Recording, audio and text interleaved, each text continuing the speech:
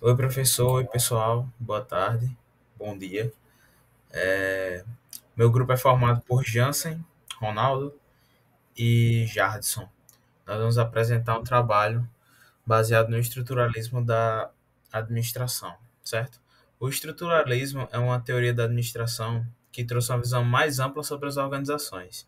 Ela mostra que uma empresa não é apenas um conjunto de funções e ou departamentos, mas também um sistema social complexo, formado por pessoas, regras, grupos, relações internas e externas, pessoais e intrapessoais. Nesse vídeo que a gente vai apresentar agora, vamos explorar como o estruturalismo analisou organizações, seus conceitos centrais e as contribuições de seus principais autores. Vamos lá. Origem e contexto do estruturalismo. O estruturalismo surge na década de 50 com o motivo de integrar teorias anteriores, baseadas em problemas anteriores e as resoluções deles. Como a teoria clássica, que tinha uma visão mecanicista, como a gente viu no filme Tempos Modernos. Relações humanas, com a visão ingênua do homem social.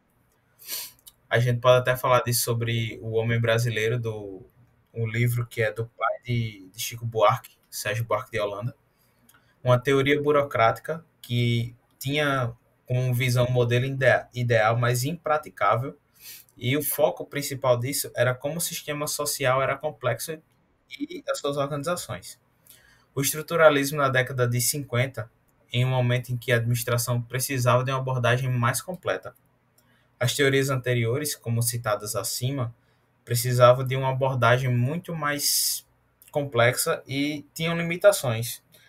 A clássica focava apenas na estrutura das tarefas e as relações humanas enxergavam na importância do aspecto social, ignorando a sua própria organização. E a parte burocrática apresentava modelos ideais que nem sempre funcionavam na prática. O estruturalismo propôs unir essas visões, estudando a empresa como um sistema social complexo que precisa equilibrar estruturas, pessoas, ambientes e afins. Vamos lá. Influências das ciências sociais. As principais influências das ciências sociais nós temos Levi-Strauss, com o modelo abstrato da realidade, Radcliffe Brown, com as relações sociais mais complexas e concretas, Marx, né, Karl Marx, com a estrutura mais dialética da sociedade, e Weber com o estruturalismo fenomenológico, com a impossibilidade do tipo social retratar fielmente o fenômeno real do que se passava, com a essência de organização como estrutura social viva. O estruturalismo foi fortemente influenciado por sociólogos e filósofos ao longo dos tempos. Levi-Strauss estudou como as estruturas sociais abstratas moldam o comportamento humano. Brown trouxe o olhar sobre as relações sociais concretas, ou seja, como as pessoas interagem no dia a dia. Marx introduziu a ideia de que os sistemas sociais possuem partes diferentes, mas que se mantêm integradas por relações de dependência, conflito e até mesmo assédio moral. Max Weber mostrou que a burocracia e a racionalidade são necessárias, mas possuem limites, como regras formais que podem entrar em choque com a realidade humana. Essas ideias ajudaram o estruturalismo a enxergar a organização como uma estrutura social viva, dinâmica e interdependente. Nós vamos falar agora sobre Amitai Etzioni, o, o fundador, o precursor. Amitai é considerado o precursor do estruturalismo administrativo. Ele via a organização como formada por grupos sociais distintos, cada um com interesse próprio. Por isso, o conflito não era um problema, mas uma realidade natural que precisava ser gerida. Ele também defendeu a integração de várias teorias, a teoria clássica, a científica e a de relações humanas, com sua principal frase: o todo é maior que a soma de todas as partes.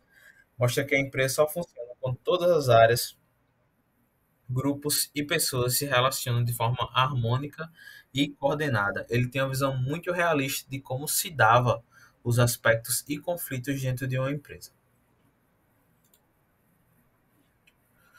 Nós temos aqui os tipos de organizações no slide 5. As coercitivas, por controle por punição, e numa visão mais militarista, até as prisões, enfim. As organizações utilitárias, com controle econômico de empresas, e as relações utilitárias, com poder remunerativo com controle por meio de incentivos econômicos, sim, com poder remunerativo com controle por meio de incentivos econômicos, ou seja, empresas em geral. Quanto mais você produzir, mais você vai receber. Etiziane classificou as organizações de acordo com o tipo de poder que exercem e a forma de obediência que esperam das pessoas. Essas classificações, em gerais, elas ajudam a entender como o poder e a motivação funcionavam dentro de cada tipo de organização. Nós vamos agora para as características do estruturalismo. O estruturalismo reconhece que a socialização e os papéis dentro da empresa moldam o comportamento humano. Os conflitos são inevitáveis, mas podem ser administrados de forma a não comprometer os objetivos principais da organização. A hierarquia e a comunicação são essenciais para coordenar esforços, mesmo que nem sempre funcionem perfeitamente. Além disso, os incentivos não podem ser apenas financeiros. A motivação social, o reconhecimento, a sensação de pertencimento são igualmente importantes para manter os grupos engajados. Vamos falar agora sobre Blow e Scott. Isso. Peter Blow e Richard Scott ampliaram o estruturalismo, destacando-se que não se deve focar apenas nos indivíduos, mas nos grupos em geral e nas relações entre eles. Eles mostram que as organizações são redes complexas onde diferentes interesses coexistem e interagem. Além disso, eles analisaram quem se beneficia da organização. Pode ser o grupo de funcionários, a liderança, os clientes e ou a sociedade como um todo.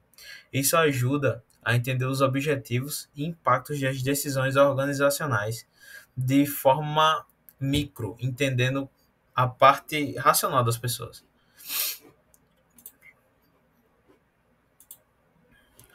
Vamos agora falar sobre.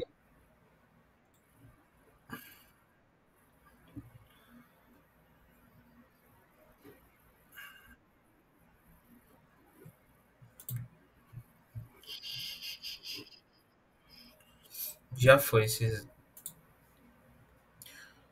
Chegamos na parte que vamos falar sobre estratégias organizacionais.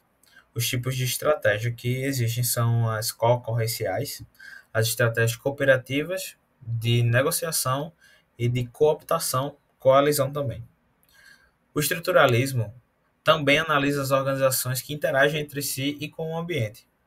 Existem algumas estratégias que eu já falei acima, quando as empresas competem entre si e as cooperativas quando buscam trabalhar juntas.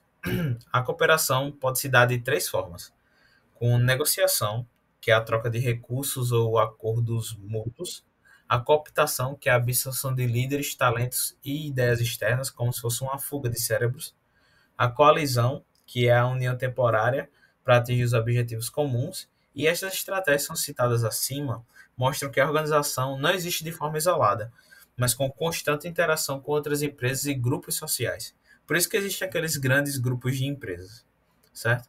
Vamos para o slide 9 agora. Os 5 níveis de objetivos de Perrow, certo? A gente analisa que Charles Perrow adotou 5 tipos de níveis de objetivos.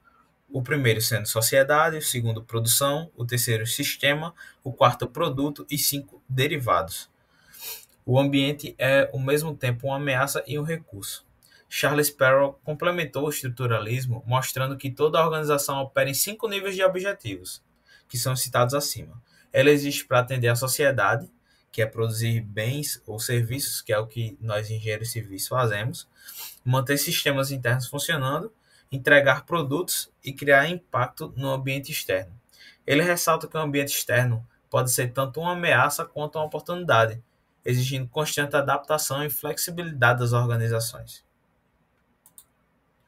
Vamos para o slide 10, que é sobre as contribuições do estruturalismo.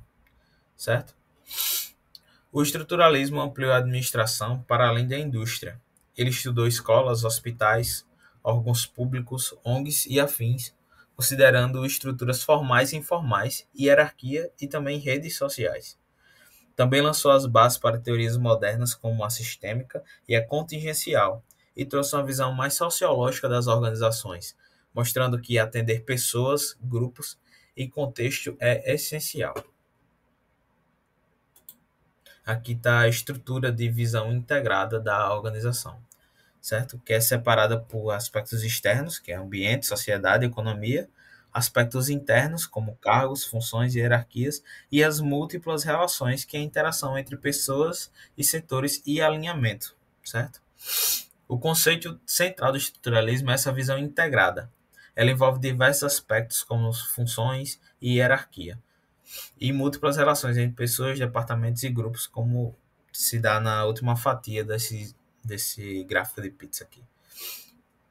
E assim a empresa é entendida como um sistema vivo em constante adaptação e interação do seu meio. A conclusão, certo? A conclusão do nosso trabalho é a seguinte: o estruturalismo representou um avanço porque uniu a estrutura organizacional ao comportamento humano. Ele reconheceu que os conflitos e relações sociais são naturais e que o sucesso de uma organização depende do equilíbrio entre todos esses elementos. Seu legado pertence atualmente, influenciando áreas como cultura organizacional, liderança, gestão de pessoas e conflitos e análise de redes internas. E o próximo slide segue as referências. Obrigado, professor. Obrigado, pessoal. Esse foi nosso trabalho sobre estruturalismo. Até mais.